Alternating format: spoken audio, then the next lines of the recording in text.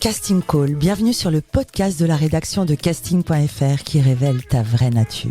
Ici, on va parler casting, témoignages exclusifs, des rencontres avec des professionnels, les clés et les secrets pour devenir un artiste et surtout en vivre.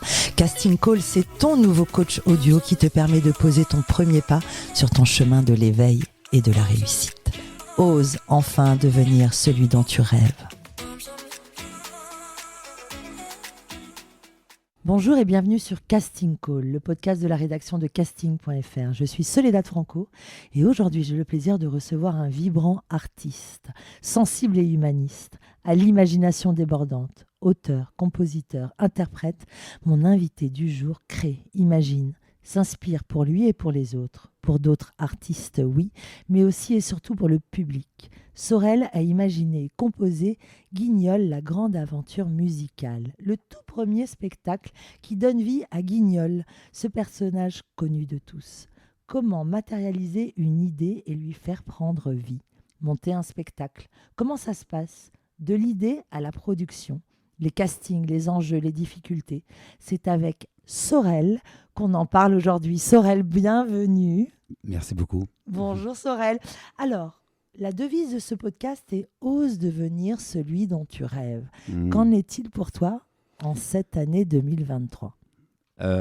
Écoute, ça va très bien. J'ai toujours pris l'habitude d'être porté par ma passion. La flamme est toujours intacte. Et tu sais comme moi que le métier est difficile, que les temps sont difficiles. Et quand tu te dis que ton enfant intérieur est toujours là à vibrer pour ta passion, c'est génial, quoi. C'est bon signe. Raconte-nous ton enfance, justement. Tu parles d'enfant intérieur. Ton parcours artistique, ça vient d'où? Tu as grandi dans quel genre de famille? Tes parents, ils faisaient quoi? Papa, maman divorcés très tôt, papa pas là, donc papa quand même mélomane, donc j'écoutais beaucoup, j'entendais beaucoup de disques en arrière-cour, comme on peut dire. J'ai souvenir de disques de Bowie, Supertramp, c'était plutôt anglo-saxon, un peu de Balavoine, etc. Et puis quand papa parti, maman a trouvé beau papa, super mec qui m'a élevé, qui m'a appris les valeurs qui sont les miennes aujourd'hui de travail. T'étais fils unique? J'ai une sœur et un frère. Uh-huh. Et après, ils sont partis plus vite, eux, ils sont plus âgés. D'accord. Mais de ce beau papa, j'ai acquis la notion de travail, même dans l'art, et surtout l'amour pour l'instrument. C'est-à-dire qu'en fait, il jouait sur un orgue, et puis moi, j'y allais. Et de cet orgue, j'ai acheté mon premier petit orgue électronique à moi, puis plus grand. Puis après, à 15 ans, les filles, la séduction, c'est la guitare. Tu as commencé le piano à 8 ans et la guitare à 15 ans? Oui. Donc exactement. quoi, au conservatoire?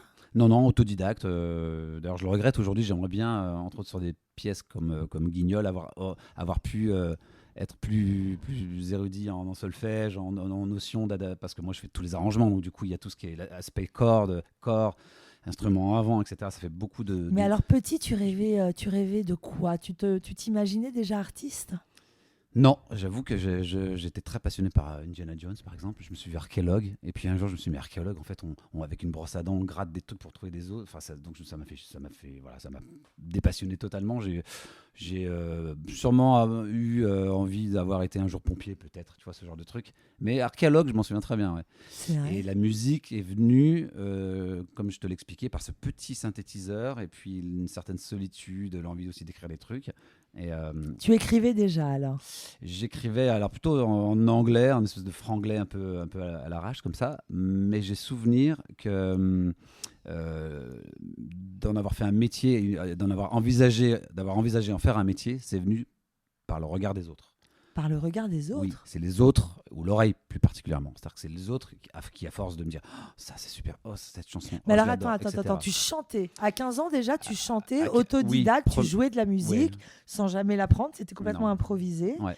Et les autres t'ont amené à y penser, parce que à en faire ta carrière. petits groupes. Tu vois, petit groupe à 12 ans, j'étais clavier, je me suis mis à chanter parce qu'un jour le chanteur était plus là, et donc ils m'ont dit bah tiens, essaie de chanter. Ensuite, deuxième groupe à 15-16 ans, là j'étais à la guitare, et puis tu gagnes des concours, des radios crochets, des machins, tu gagnes des trucs, tac. Enfin, tu vois, ça vient vraiment des autres, tu te dis pas à un moment donné, ouais, vraiment j'ai le talent pour oser penser que je peux faire ça.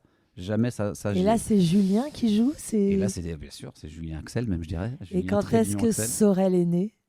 Sorel, il est né ton nom de scène? au même âge que le héros du Rouge et le Noir, qui Ok. s'appelle Julien Sorel, parce que j'ai piqué à Stendhal le patronyme de son héros. 19 ans dans le bouquin, j'avais 19 ans aussi, je me suis dit tiens, Sorel c'est joli, ça sonne bien, hop, et j'ai pris. Tu as un talent de chanteur, de musicien. J'aimerais surtout souligner ta plume. Tu écris pour toi, mais aussi pour d'autres artistes. Pourquoi j'arrive pas à le dire? Julie Zenati, Elle t'en voudra Roman pas. Cerda, Vaimala Chavez. D'où, comment as-tu eu cette envie d'écrire pour les autres? Bah, l'écriture, elle est toujours venue en même temps que la musique, comme je te le disais au début en anglais, très vite en français. Et j'avoue qu'il y a des groupes qui m'ont inspiré très vite à poser la plume, même si c'est dur d'en parler aujourd'hui à chaque fois. Mais Noir Désir, Bertrand Cantat, grand auteur qui a été inspiré par Jim Morrison. Donc lui était dans une espèce de poésie un peu noire comme ça.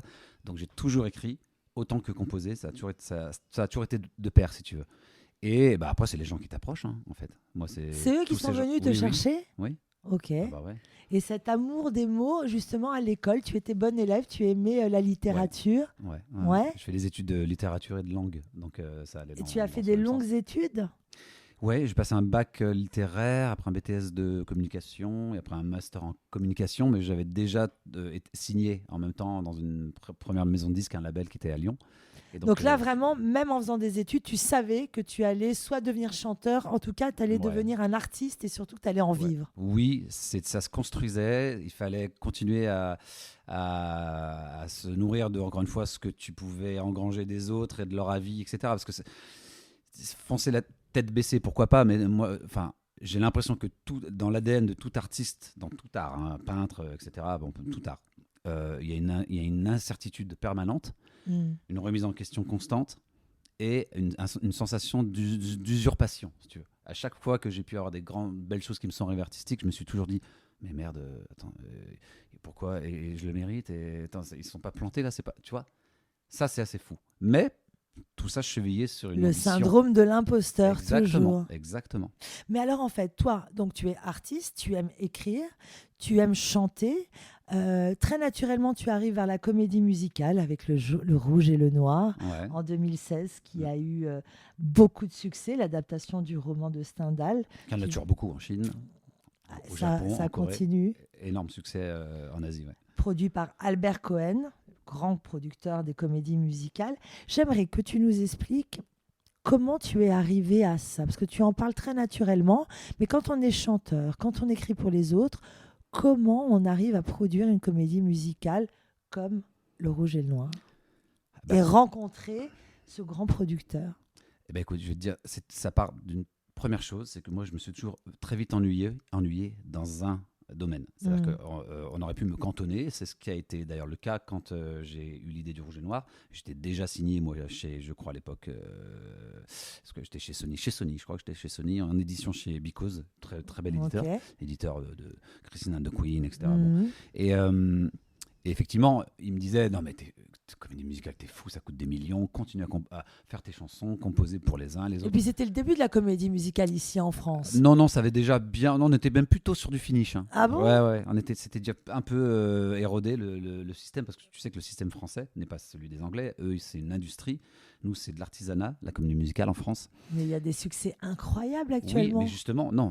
En fait, souviens-toi, c'est parti d'abord de Notre-Dame de Paris. Et Mhm. de ce modèle-là, effectivement, Dovazia, Albert Cohen ont monté les 10 Commandements, Mozart, etc. Mais c'était basé sur des tubes radio, souviens-toi. Il y avait D'accord. d'abord le tube. Ouais. Et en parallèle, quand tu arrivais et tu regardais par exemple Mozart ou Le Roi Soleil, souviens-toi, tu avais Ouais. déjà eu les tubes en tête. Ça, quand le Rouge et le Noir est arrivé, c'était mort déjà. D'accord. Donc pas de tube, plus compliqué d'avoir des spectateurs, puisque encore une fois, c'est pas une industrie. Donc ça, je l'ai appris, je l'ai intégré. J'ai vu qu'en France, la culture, ce serait plutôt le théâtre, tu vois, chez nous. Donc je me suis dit, prochain spectacle que je ferai quelque chose de plus petit, plus ramassé, et on y viendra après. Mais Le Rouge et le Noir, pour autant, quand je l'ai fait, je savais que ça plairait à l'étranger. Et j'avais aussi cette pensée internationale. Mais pour revenir à ce que tu m'as dit, faire une digression, tout le monde me disait ne le fais pas, ne le fais pas. Mais moi, je m'ennuie très vite dans un domaine. Donc, Mhm.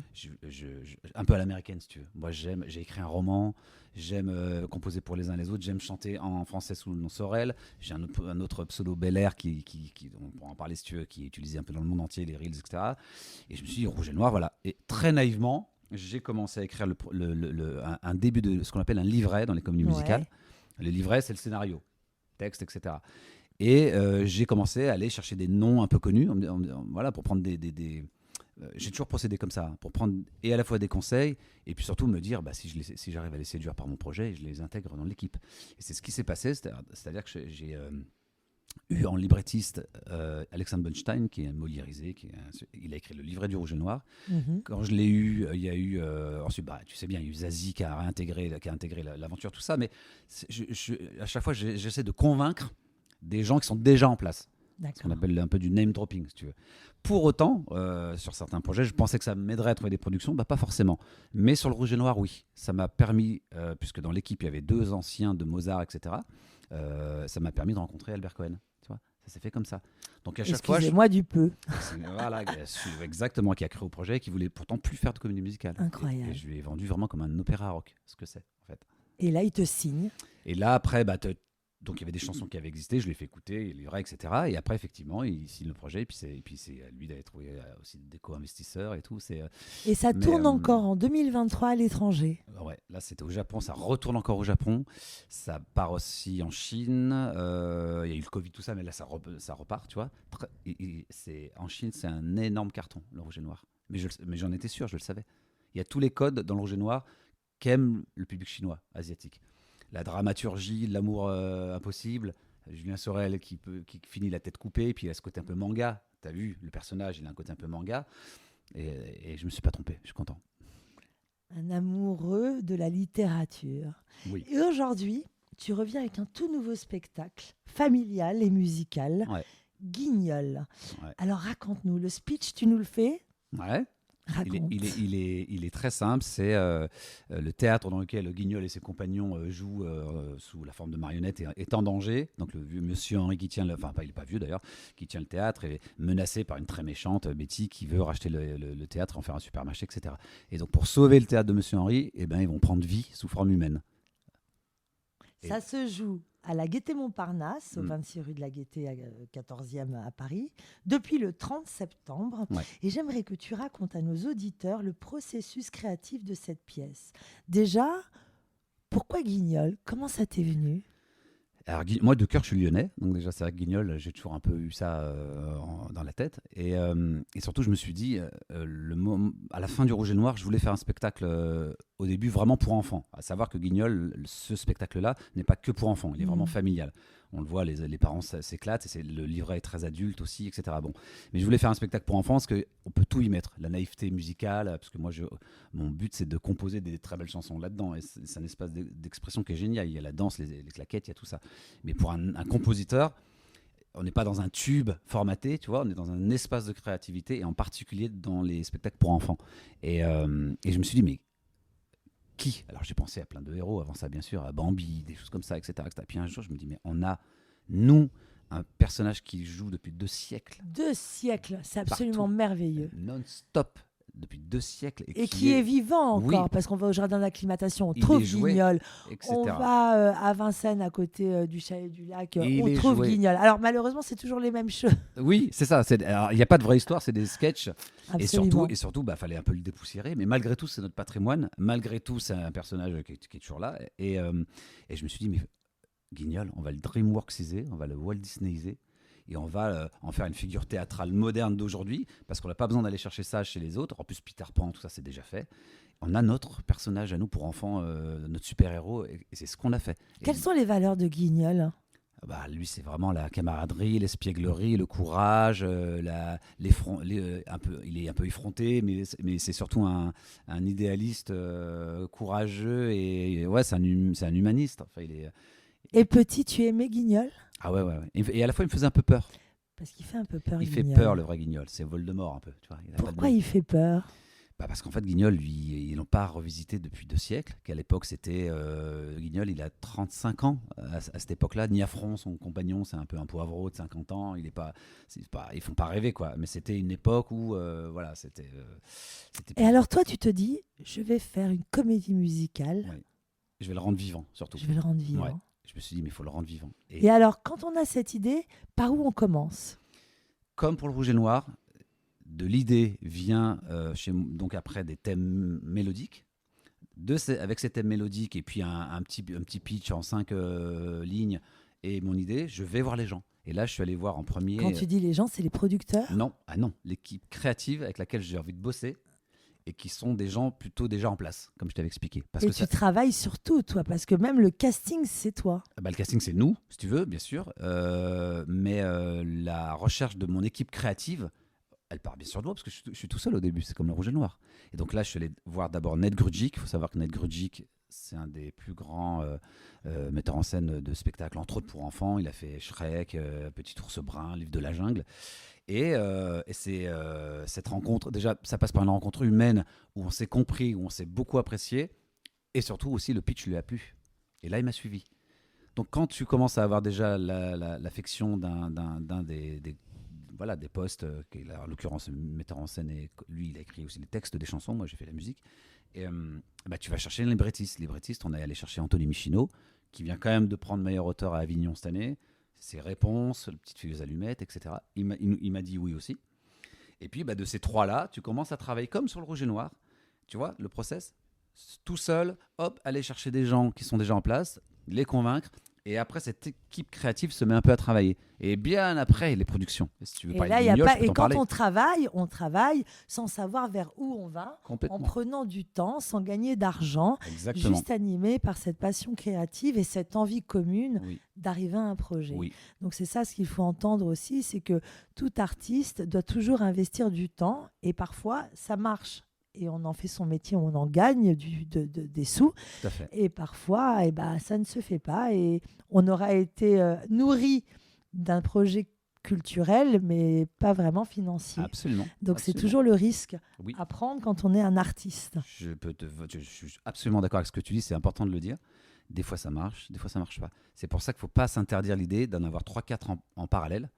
Parce que voilà, si tu te fiches sur un projet, alors évidemment, il te tient à cœur, tu as la certitude que c'est une bonne idée, mais après, il y a des fausses bonnes idées. Moi, tous les jours, j'ai des gens qui me parlent de projets, je sens que c'est des fausses bonnes idées. Parce que sur Guignol, j'ai aussi été chercher une marque forte, je suis allé chercher des gens qui ont du talent, et surtout, j'ai cherché un format plus petit, moins cher, exportable. Tu vois, il y a plein de choses aussi auxquelles il faut penser, mais malgré tout, entre le moment dont je viens de te parler, de la rencontre créative, et aujourd'hui, il s'est passé 6 ans. Pas 6 mois, c'est passé 6 ans. 6 ans. 6 ans. Et entre le moment où tu as créé au début avec tes compagnons et le moment où il y a les 6 ans, eux, ils continuent leur route un peu de leur côté, puis tu es tout seul. C'est ce que j'appelle être le porteur de son projet. Tu es tout seul. C'est pas qu'ils veulent plus de toi, c'est que le temps passe. Et moi, j'ai rien lâché pendant 6 ans. C'est ce qui est important de dire. C'est ça qui compte. Évidemment, je faisais d'autres trucs à côté, mais je n'ai pas lâché. Et force de rencontres sur d'autres projets, en l'occurrence, souviens-toi de Johnny Classic, j'avais contacté un producteur qui s'appelle Nicolas Ferru, producteur de Dirty Dancing, Soleil des Cuba, de plein de souliers rouges en ce moment, etc. Et je voulais faire avec lui Johnny Classic. Et ça s'est pas fait. Et je l'ai pas oublié. On voulait travailler ensemble. Et tu vois, c'est un des producteurs de Guignol. Revenons sur Guignol. Comédie musicale, ça veut dire qu'on y chante, Oui. on y danse et on y interprète des émotions. Combien d'artistes sont sur scène ? Ils sont 6, ils jouent 15 personnages. Ça chante et ça danse, t'as absolument raison. Ça claquette, c'est-à-dire qu'ils font des claquettes.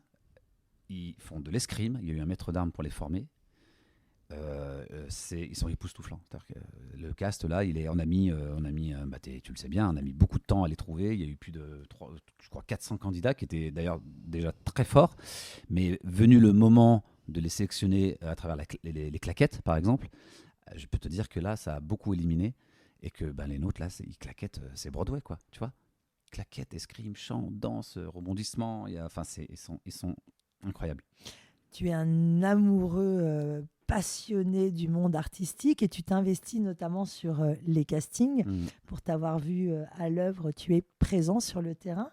En casting, quelles sont les qualités que tu recherches quand tu cherches par exemple un danseur de claquettes? Qu'est-ce que tu pourrais nous dire? Quels conseils tu pourrais donner? Qu'est-ce que toi, dans ces moments de casting, qu'est-ce que tu recherches exactement? Très bonne question. Je vais te dire un truc. Alors déjà, il faut avoir un certain niveau. Tu sens qu'à un moment donné, quand tu fais une œuvre là, comme Guignol, qui va être, dont le standard va être très élevé, parce qu'on est dans des standards un peu à l'anglaise, tu vois, tout est très élevé dans Guignol, les mappings vidéo derrière, la mise en scène, enfin voilà, il y a un niveau à avoir. Vaut mieux avoir été formé à la chose, ce qui n'a pas été le cas au début sur le Rouge et Noir, où je cherchais plutôt des voix, tu vois. Donc il y a des anciens de The Voice dedans, tu sais, qui sont maintenant dans Starmania d'ailleurs. Mais je cherchais pas forcément des acteurs, mais on a quand même eu d'autres rôles de Rouge et Noir où on allait chercher des acteurs pour soutenir ceux qui ne l'étaient pas. Mais là, je voulais vraiment des gens formés pour ça. Donc j'insiste, ils ont été formés pour ça. Donc ils savaient déjà, ils connaissaient tous les codes de la comédie musicale, jouer, poser leur voix, articuler. Mais moi, personnellement, tu sais, c'est des coups de cœur. Je vais te dire un truc. Notre Guignol, on en a eu beaucoup des Guignols. Hein. Quand il est arrivé, c'est un peu comme Com avec le Rouge et Noir. J'ai su tout de suite, moi. C'est-à-dire que déjà, C'est une évidence. faut incarner quelque chose que tu as, toi, comme vision. Et Simon Drey, que vous allez découvrir, il est incroyable. Physiquement, il pourrait être Harry Potter, Pierre Ninet, enfin, il est exceptionnel. Et donc, je l'ai vu, j'ai dit, ça, c'est mon Guignol. Mais j'ai quand même, évidemment, attendu de voir les autres. Puis, c'est avéré qu'en plus, ils avaient dansé avec une grâce incroyable. Parce qu'il a dansé, puis il a dansé avec de la grâce. Que quand il a fallu faire les claquettes, waouh, claquettes technique parfaite, grâce. Donc, il avait tout. Voilà. Après, les autres rôles, pareil, Victor Bourrigo qui fait qui fait Niafron, c'est une espèce de Pierre Richard de la trentaine, si tu veux, comme on l'imagine, avec ses longues jambes désarticulées. Il nous a fait 1000 propositions. Donc c'est pareil, tu te retrouves avec ce gars-là qui prend toute la place, tu dis bon, et puis, etc. Pareil pour Aurore Blino, les autres rôles, Margot Lioret, et surtout Vincent Giléron, qui a gagné le trophée de meilleur acteur comédie musicale cette année, Vincent Giléron. Donc pour répondre à ta question, quand même, il y a des fois des évidences. C'est ce qui est dur dans ce métier, et on ne sait pas si on l'a, hein, c'est qu'il y a des gens, ils sont touchés par la grâce. Qu'est-ce que je te dis ? C'est comme dans tous les métiers. Ils ont le truc. Et puis voilà. Et puis après, il y a ceux qui en plus, sans forcément peut-être avoir un truc de lumineux, ils ont tellement travaillé qu'ils ont, tu vois, ils ont accédé à un niveau qui fait que, ils peuvent bosser, quoi. Et si c'est pas un rôle principal, il y a des rôles secondaires très importants. Il y a plein de choses, tu vois. Et toi, ça te fait quoi de mettre en scène des artistes? Parce que tu as été souvent au devant de la scène en tant que chanteur. Qu'est-ce que tu préfères faire? Est-ce que tu préfères être dans l'ombre ou dans la lumière? Sur ces projets-là, clairement dans l'ombre, moi j'adore là. Ma position, elle est géniale parce que je suis un peu c'est une sorte de directeur artistique sur mon Guignol, tu vois. Et bien sûr, tout ça partagé avec le metteur en scène et son expertise et le librettiste. Enfin, c'est un travail d'équipe. Et, euh, Moi, forcément, je vais m'attacher à des choses liées déjà à la voix. J'aime pas quand ça chante pour chanter, quand ça juste faut interpréter, il faut toucher, il faut ressentir ce que tu racontes, etc. Et ça, c'est plus compliqué. J'ai des souvenirs de gens comme ça qui, dans les sessions, on les a amenés jusqu'à un peu même pleurer pour obtenir des trucs, tu vois. Mais après, ils nous ont remerciés. Parce que le tout est d'avoir une technique, ok, mais en fait, il faut vibrer, il faut se sentir. Et c'est ce que tu incarnes pour moi, Sorel, c'est que tu es tellement habité et animé d'une façon authentique par cet art. Lorsque toi, tu as passé des castings, quel est ton plus beau souvenir casting quand tu as passé des castings? J'en ai pas passé des masses. Hein. Moi, justement, j'admire ceux qui en passent. Hein. Je le dis, je l'ai toujours dit. Je suis terrorisé, moi, à l'idée de passer des castings. Hein. J'ai fait des trucs crochets, tu vois, quand j'étais jeune. Mais après, j'ai pris justement un parcours de chanteur solo, comme on dit, de majors, quoi. En fait, toi, tu t'es débrouillé pour ne pas avoir à passer de casting parce que tu es dans la création, donc comme tu es dans cette proposition constante, et pour te connaître, il y a des moments tu en as mangé des couleuvres, mais c'est ça qui est formidable et talentueux. Et le pire souvenir dans ta carrière artistique où tu as pu douter, où tu t'es dit bon, je lâche tout, allez, je vais me trouver un job, est-ce que ça t'est déjà arrivé? Eh bien, écoute, non. Par contre, tu as beaucoup de gens qui ont tendance assez systématiquement à te dire ok, et c'est quoi ton plan B Et alors, je vais te dire un truc, et je le dis en articulant bien pour que les gens qui nous écoutent l'intègrent. Quand tu veux être un artiste, tu n'as pas de plan B. Tu n'en as pas. Tu ne peux pas faire autre chose que ça. Tu ne peux pas faire autre chose que ça. Point. C'est-à-dire que j'ai entendu, je crois que c'est Puff Daddy il n'y a pas longtemps dire ça, ou d'autres. Tu n'as pas de plan B. Moi, je n'ai jamais eu de plan B. Et pourtant, ma meilleure amie de l'époque me disait tout le temps ça. Oui, mais donc non. J'en ai jamais eu. Je te dis pas qu'il n'y a pas des moments, je sais pas serrer les dents, j'ai bouffé des pâtes, qu'il y a des moments où j'ai des doutes, j'en ai tout le temps. Mais un plan B, non, j'en ai pas. J'ai toujours su que c'était ça, et puis ce sera probablement ça toute ma vie, tu vois. Qu'est-ce que tu donnerais comme conseil à un jeune qui veut se lancer dans une carrière artistique, qui veut devenir chanteur? Le métier a tellement changé. Ouais. Avant, il fallait intégrer une maison de disques. Comment ça se passe aujourd'hui? Moi, je suis dans mon petit studio, je chante, j'aimerais bien sortir un titre. Comment ça marche? Bah, je lui dirais deux choses. Si il veut juste chanter et il se sent surtout interprète, il n'est pas habité par ou il n'a pas les matériaux, c'est-à-dire connaissances pour créer, composer, et encore tout ça, ça s'acquiert. S'il veut juste chanter, qu'il ouvre son horizon à autre chose que juste chanter une chanson qui ferait un tube à la radio. Parce que ça, tu l'as très bien dit, c'est devenu très compliqué.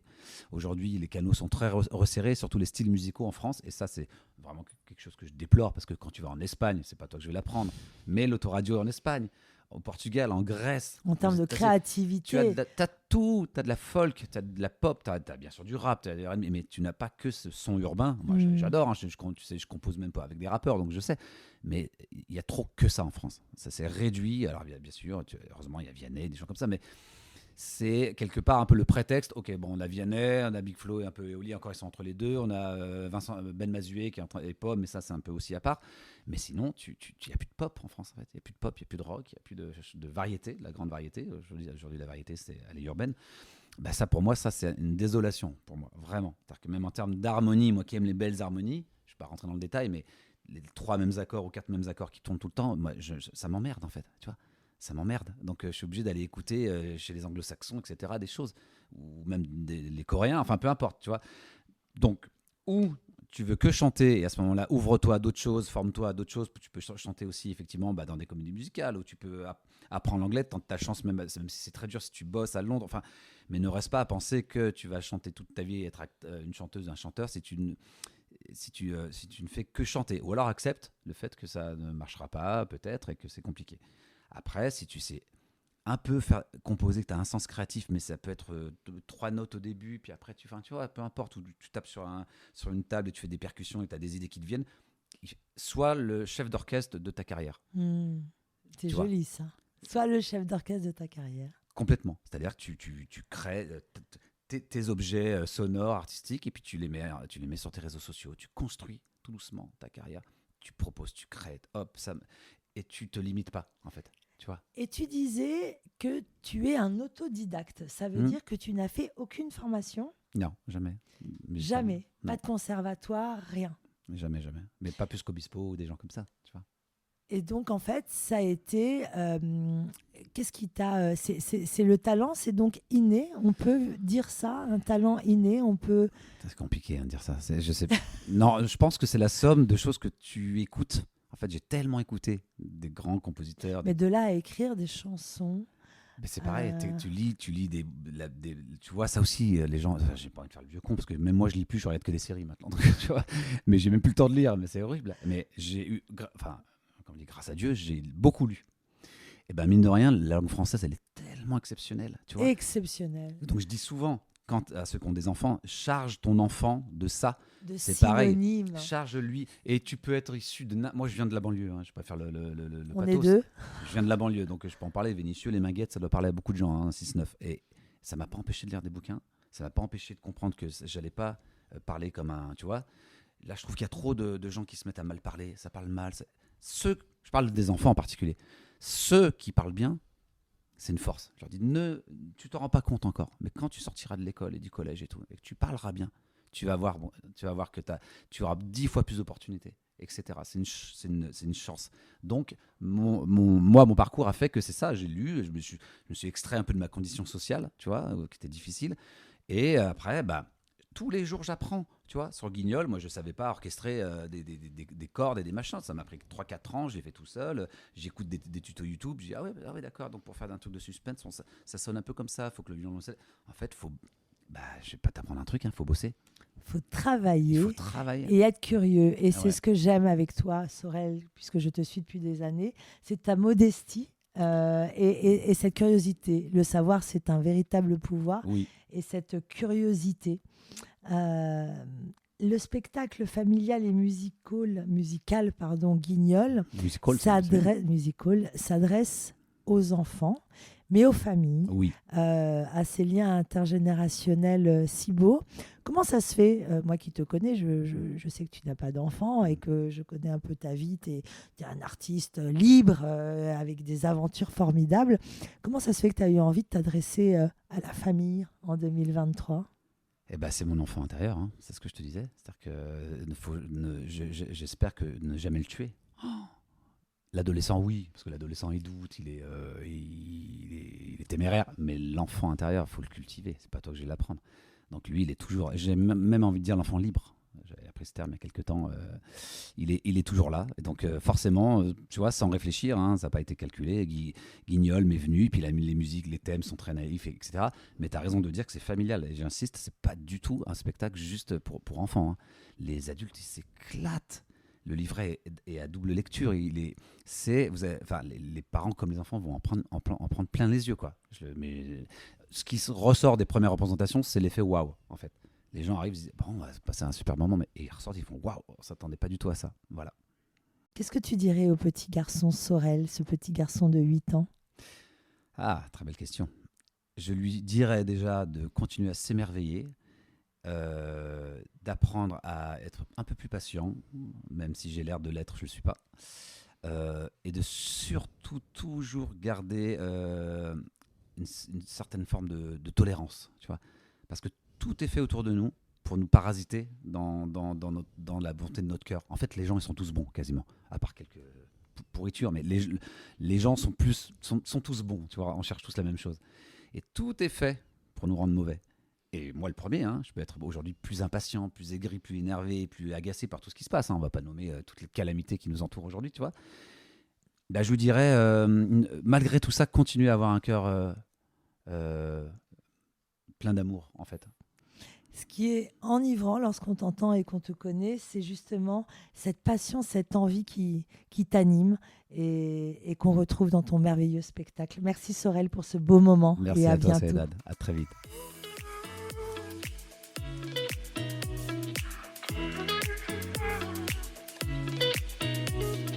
Thank you.